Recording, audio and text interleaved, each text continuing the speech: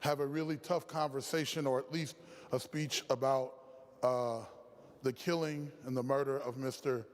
George Floyd. Mr. President and members, at approximately 8:08 on May the 25th, Memorial Day, there was a call to the Cup Foods on 38th in Chicago, in the heart of my district. At about 8:14, two officers, Lane and Cooing, I might be pronouncing his name wrong, walked Mr. Floyd to their squad and tried to put him outside. Mr. Floyd stiffened up and fell to the ground. Mr. Floyd informed the officers that he was not resisting, but he didn't want to get in the back seat because he was claustrophobic. At 8:19, Officer Shavin pulled Floyd out of the squad, and he went to the ground face down while still handcuffed. Officer Kuhn held Floyd's back while Lane restrained his legs and Shavin placed his knee on Floyd's neck. Mr. President, as we know, for the next 8 minutes and 43 seconds, Mr. Shavin did not take his knee off of Mr. Floyd's neck. As a matter of fact, a minute later, Mr. Floyd said, "I can't breathe, please, ma'am." A minute later, a bystander said, "You got him down, man, let him breathe."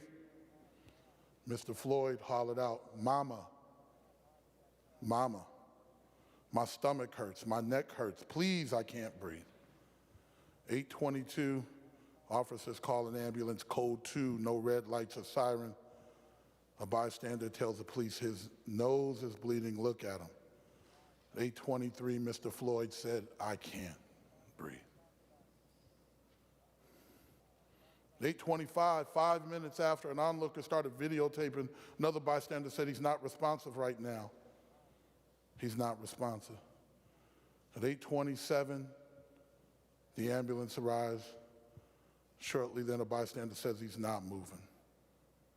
A young man tries to intervene, but Officer Tao shoves him back. At 8:28, Shavin takes his knee off of Mr. Floyd's neck. At 8:29, he was placed in a stretcher. And as we all know, soon thereafter, after efforts from EMS, Minneapolis Fire, a lot of work being done at Hennepin County Medical Center, Mr. Floyd was pronounced dead. Mr. President, we know that those days, that time, that flash, that moment in time changed everybody's lives. Not just people in Minneapolis, not people in just Minnesota, not even just people in this nation, but people all over the world finally said enough is enough, and that they couldn't believe what their eyes had witnessed, that this heinous and cruel murder happened in front of their eyes. Mr. President, I'd like to tell you that this is the only time that this has happened, that this was a one-time situation from an officer that had just gone bad. However, Mr. President, many of us know in this room, I look at my very good friend of well over 30 years, Senator Champion, and others know that this has happened before. It's happened again and again and again and again. So, Mr. President, I wanted to make sure that members understood how important it was, and as we go through this journey over the next week, that hopefully politics get laid aside. Hopefully we listen to our community. We listen to the bills that are being pushed through in the House. We then come up with our own set of bills, and we go through a very thoughtful process to reform, transform the way that law enforcement happens in Minnesota, because far too often people who look just like me and Senator Champion and Representative Noor and other black men are at the end of a knee, a boot, a bullet.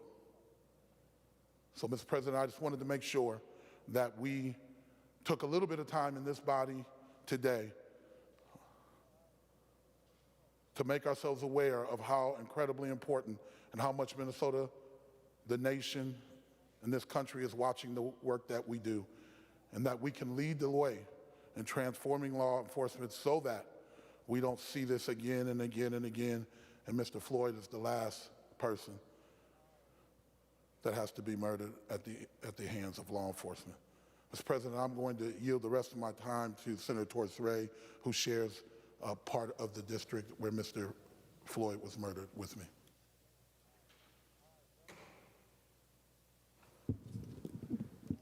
Senator Torres Ray. Thank you, Mr. President. Thank you, members. George Floyd was killed by our society.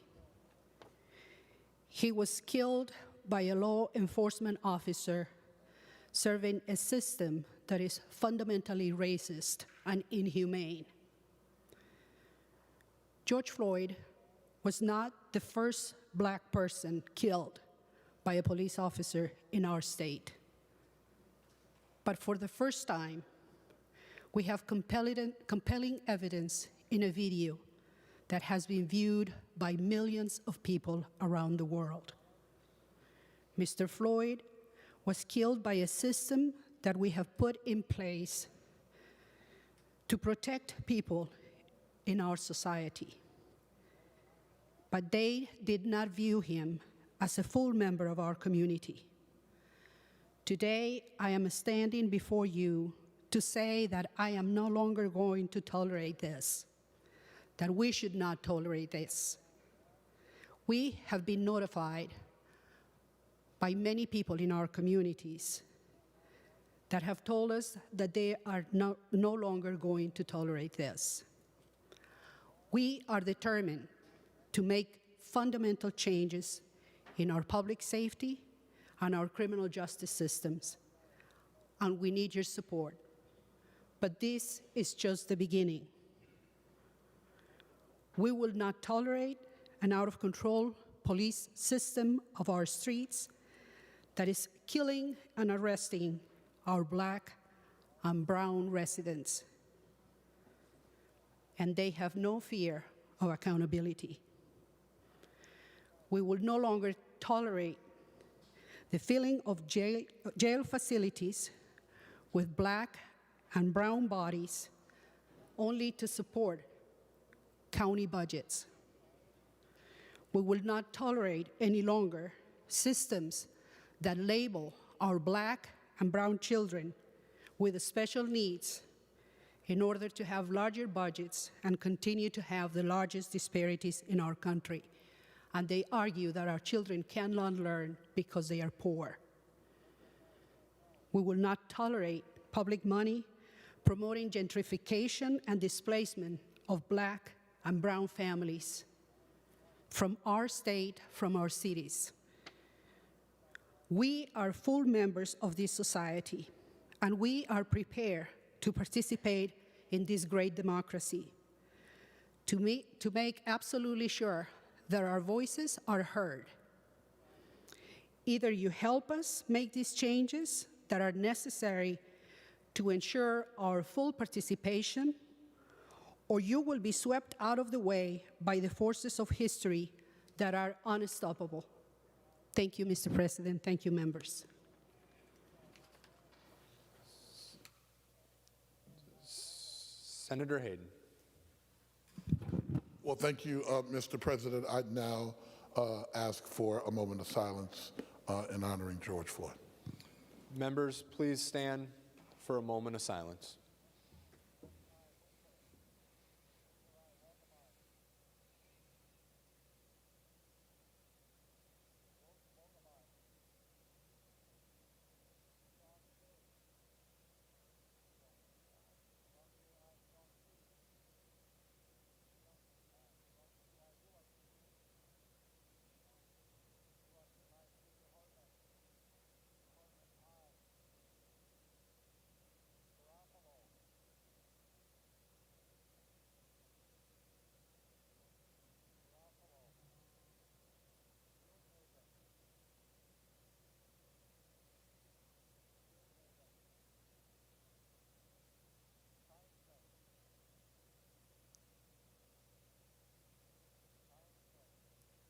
Thank you, members.